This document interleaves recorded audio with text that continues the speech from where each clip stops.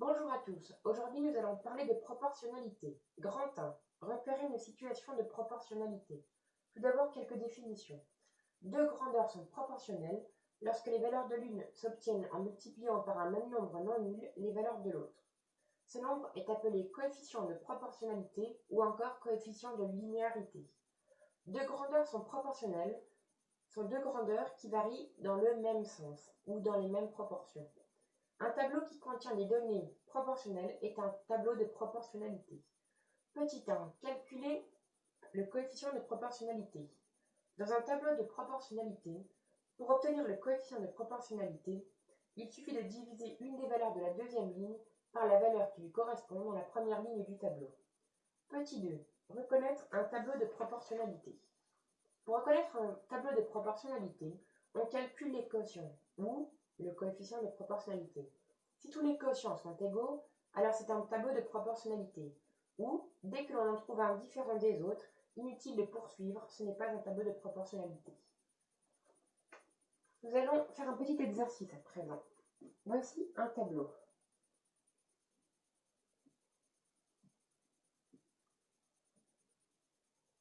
Avec les valeurs 5, 12, 8, 19,2, 14, 33,6, 19, 45,6 et 24, 57,6. Nous allons donc calculer les quotients de ce tableau. S'ils sont tous égaux, ce sera un tableau de proportionnalité. En revanche, dès que l'un est différent des autres, ce n'est pas un tableau de proportionnalité. On a donc 12 divisé par 5 est égal à 2,4. 19,2 divisé par 8 est égal à 2,4. Je rappelle mon 4, il m'a fait. Ensuite, 33,6 divisé par 14 donne 2,4. 45,6 divisé par 19 donne 2,4. Et enfin 57,6 divisé par 24 donne lui aussi 2,4. On remarque donc que tous les quotients de ce tableau sont égaux, donc on peut en conclure que ce tableau est un tableau de proportionnalité. Deuxième et dernier exemple. Voici un autre tableau. Alors,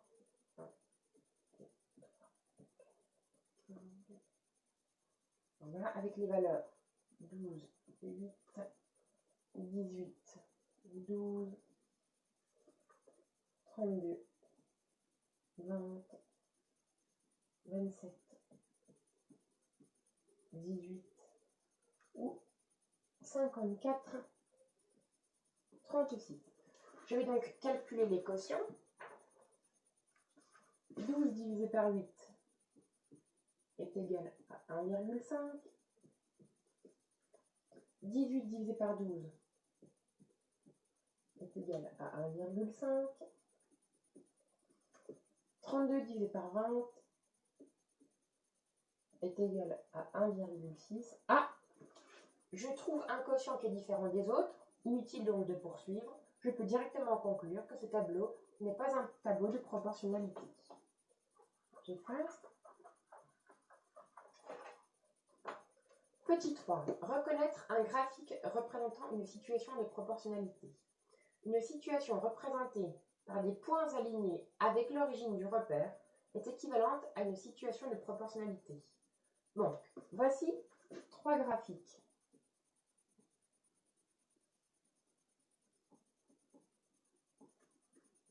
Le premier.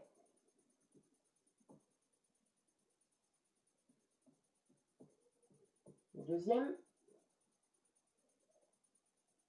Et le troisième. La question qu'on pose naturellement, c'est lesquels ou lequel de ces graphiques représente une situation de proportionnalité. Pour le premier graphique, qui se trouve ici, on remarque directement que les points sont alignés. De plus, les points sont alignés avec l'origine du repère, qui se trouve ici. Donc, ce graphique traduit une situation de proportionnalité. Sur ce graphique à présent, les points sont alignés, certes, mais ils ne sont pas alignés avec l'origine du repère qui se trouve ici. On en conclut directement que ce n'est pas un graphique représentant une situation de proportionnalité. Enfin, sur ce dernier graphique, qui est sans doute le plus facile de tous, on remarque que les points ne sont pas alignés. On en conclut que ce graphique ne représente pas une situation de proportionnalité. J'efface. Grand 2. Résoudre un problème de proportionnalité. Petit 1. En utilisant les règles sur les colonnes. Voici un tableau.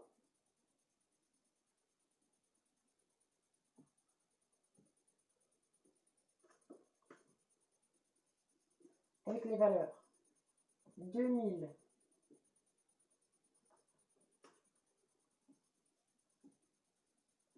8500,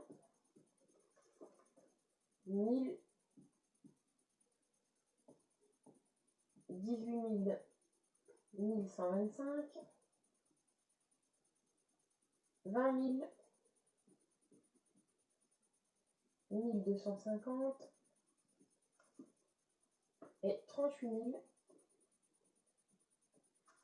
Voilà. Donc, je n'ai pas la place de l'écrire, mais ces valeurs qui se trouvent sur cette ligne représentent les ventes d'un magasin en euros, et ici les primes. Les primes sont proportionnelles aux ventes. Donc, dans ce tableau, on va devoir compléter les trous. Donc ici, on va utiliser les règles sur les colonnes.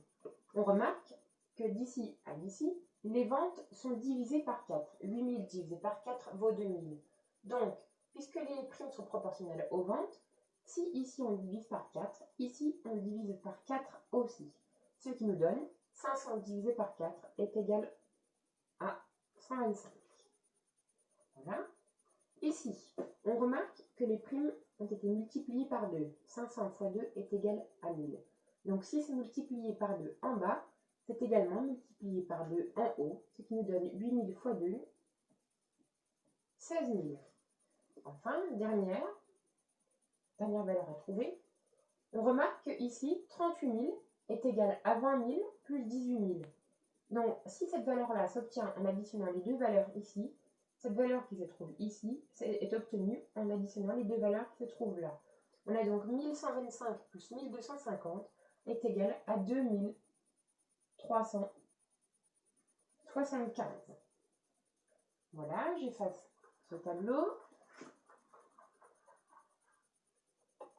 Petit 2. En utilisant le coefficient de proportionnalité.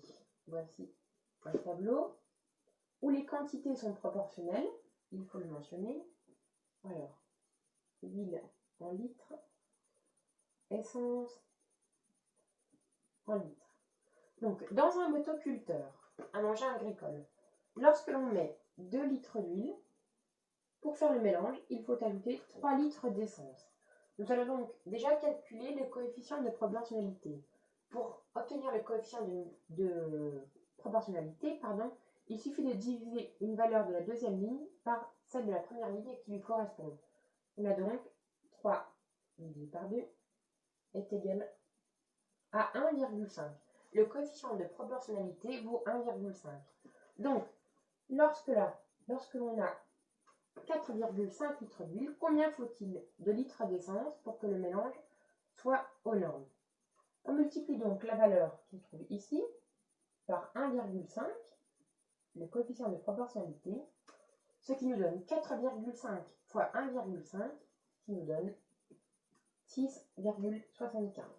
Lorsque j'ai 4,5 litres d'huile, il faut que j'ajoute 6,75 litres d'essence.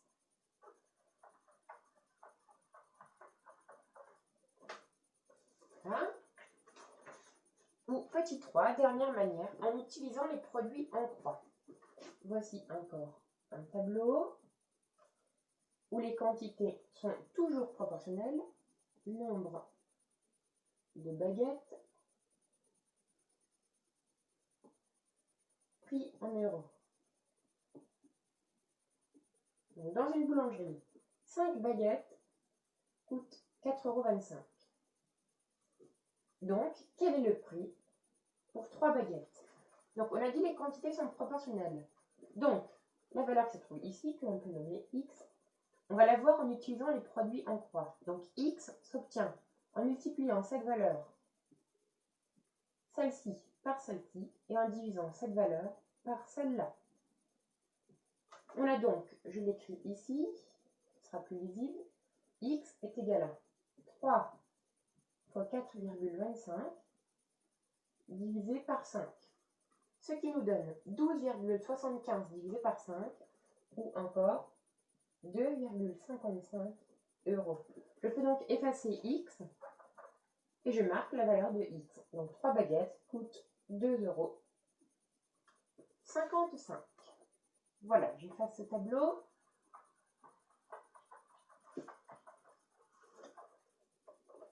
Dernière grande partie, utiliser ou calculer un pourcentage.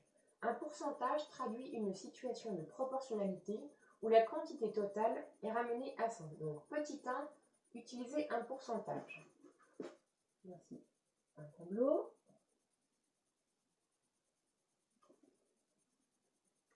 Donc, en euros, en pourcentage.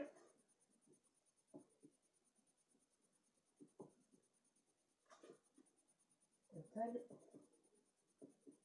On a donc les valeurs 15, 100 et 158.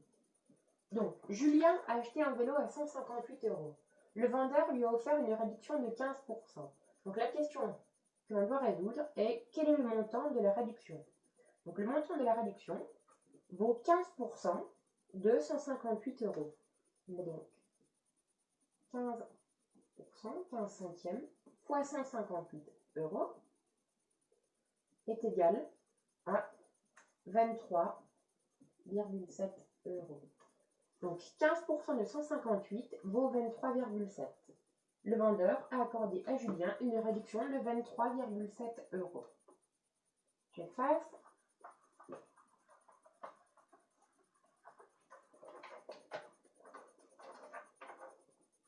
Deuxième sous-partie, calculer un pourcentage. Donc voici un tableau du même type que celui que nous avions juste avant.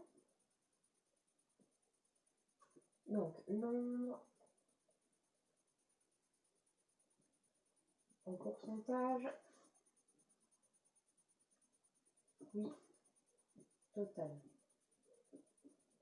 Donc, Marie va au supermarché. Elle achète 12 fruits sur un total de 30 articles. Donc, on se demande quel est le pourcentage de fruits que Marie a acheté. Marie a acheté 12 fruits sur 30 articles. On veut donc savoir quel est le pourcentage de fruits que représente 12 fruits sur 30. Donc x, trouvé ici, est égal à 12 fois 100. On utilise les produits en croix. X est égal à 12 fois 100 divisé par 30. On a donc x est égal à 1200 divisé par 30 est égal à 40%. Donc 12 fruits sur un total de 30 articles représentent 40% de fruits. Voilà, cette vidéo est terminée. J'espère qu'elle vous aura servi et on se retrouve bientôt à la rentrée pour une prochaine vidéo. Salut!